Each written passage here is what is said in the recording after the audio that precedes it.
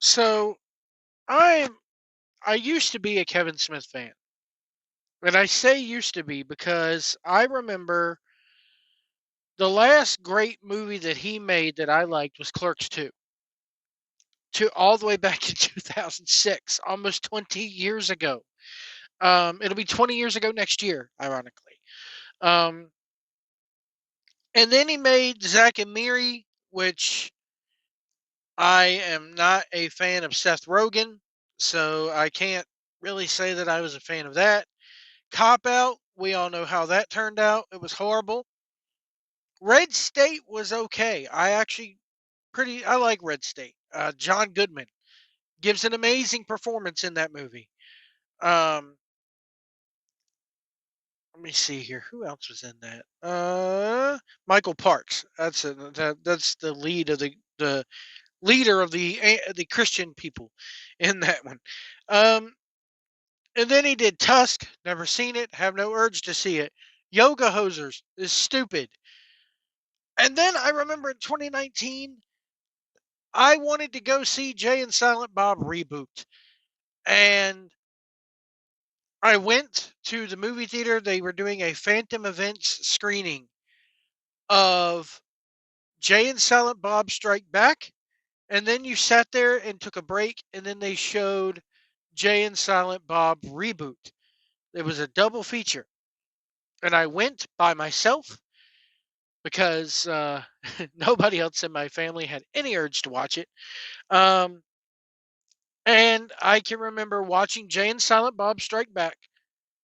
And then I remember everybody in the theater who was there was laughing their butts off. And then we watched Jay and Silent Bob reboot. And while there were some laughs in the theater, I can remember people going, "What the fuck is this? What is this?" They felt like it was a gigantic woke mess and that it was not Kevin Smith's best performance. It was not Kevin Smith's best directing. I remember walking out of that theater feeling dejected because I did not laugh once during that movie at all. Um, so then he did in 2022. He went back to the well, ironically, which is if you follow kind of his history of Clerks. Clerks X came out right before the release or right before he started filming Clerks 2. A DVD called Clerks X. It came out in 2003. It was the 10-year anniversary of Clerks. And there was a documentary on that called The Snowball Effect of how Clerks 1 was made. And then when Clerks 2 came out, he did another documentary called Back to the Well, where he chronicled the making of Clerks 2 and why he went back to the well. Well, now he's gone back to the well 2 years ago with Clerks 3. And I can remember getting the DVD of Clerks 2. I got it for Christmas the year it came out. And I can remember it was me, my friend Jonathan, my cousin Charlie, and a couple other people were floating in and out of the room. It was Christmas Day of that year. And we watched Clerks 2 in my shitty bedroom in my on my crappy little TV on my PlayStation 2. Um, and we all laughed our butts off because I didn't see Clerks 2 in the theaters. I didn't get to. We laughed our butts off at Clerks 2, and I still like Clerks 2 to this day. But something happened to Kevin Smith after he had that heart attack. And after he started letting his daughter have more influence in his life. And his daughter turned him into a vegetarian or into a vegan. His daughter, is responsible for him losing all the weight, which I applaud people for getting healthy. I think you look better fat, Smith. That's all I'm saying. Um, but he also went woke at the same time. He ruined He-Man, Revelation or whatever it's called. He absolutely ruined it to the point where in season 2 of that show, they had to go and do a complete 180 to course correct. Not not correctly, but they did a complete kind of like a course correction as to the whole series because he caught so much backlash on it. Here's a man who said, I'm not even a He Man fanboy. I wasn't even a He Man fan growing up. Because quite frankly, when He Man was on in the 80s, he was already past the age of when you were supposed to be watching that stuff.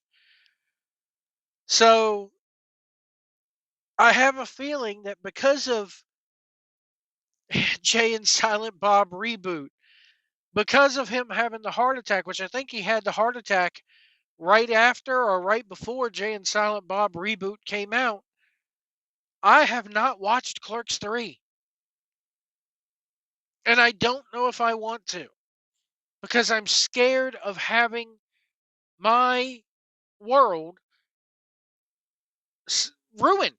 Quite frankly, I have a perception of what these characters are and what these characters are supposed to do and how these characters are supposed to act. And I have a feeling that if I watch Clerks 3, all that's going to be ruined for me. You know, it just, I have very, very, very strong trepidations about wanting to watch this movie.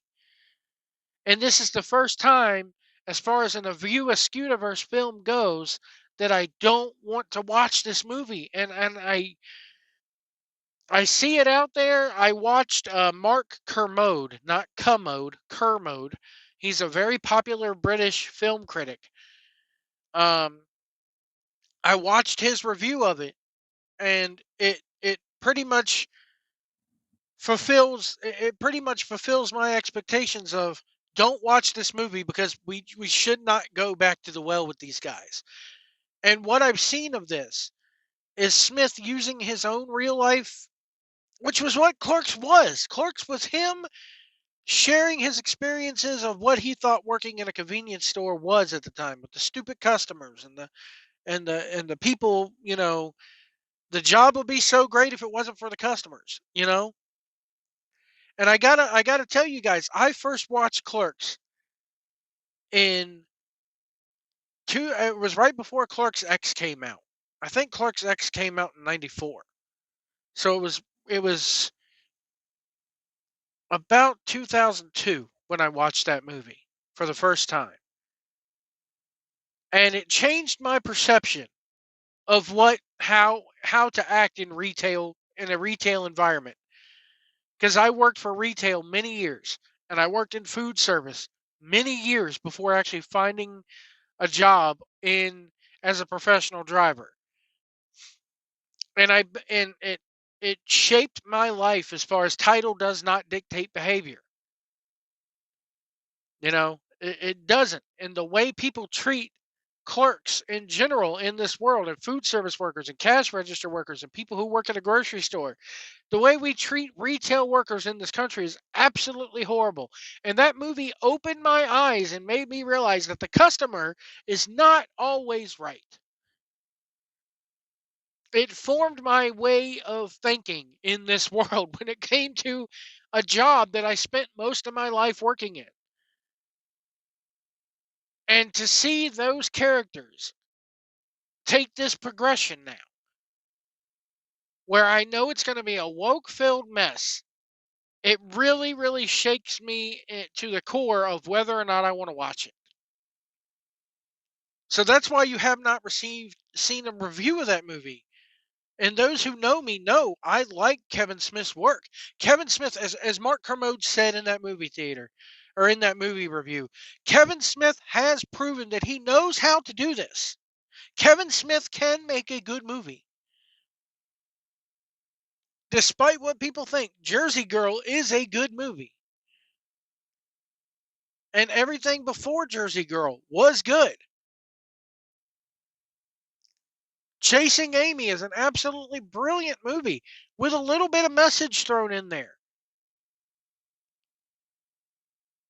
But I don't know if I want to have this new skinny woke Kevin Smith shove his idealism down my throat for an hour and a half.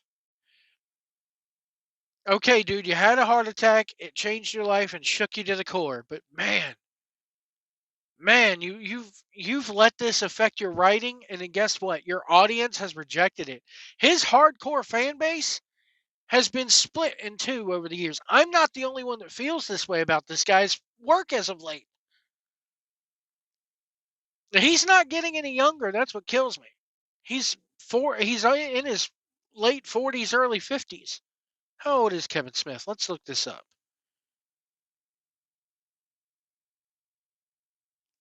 He's 54. Wow. Okay, I didn't realize he was that old. He doesn't look that old.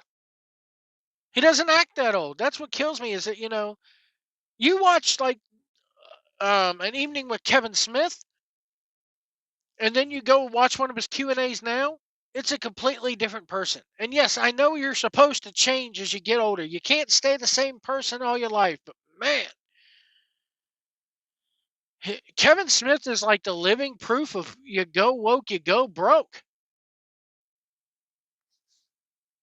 Let me know what you guys think about this in the comments below. Should I go watch Clerks 3? Have you seen it? Give me your review of it. Just don't spoil it, please, in case I do decide to go watch it. But should I go watch this film? Is it worth watching? Is there too much woke bullcrap shoved in there or should I just steer clear of it and let it go? Let me know what you guys think in the comments below. We'll see you down the road.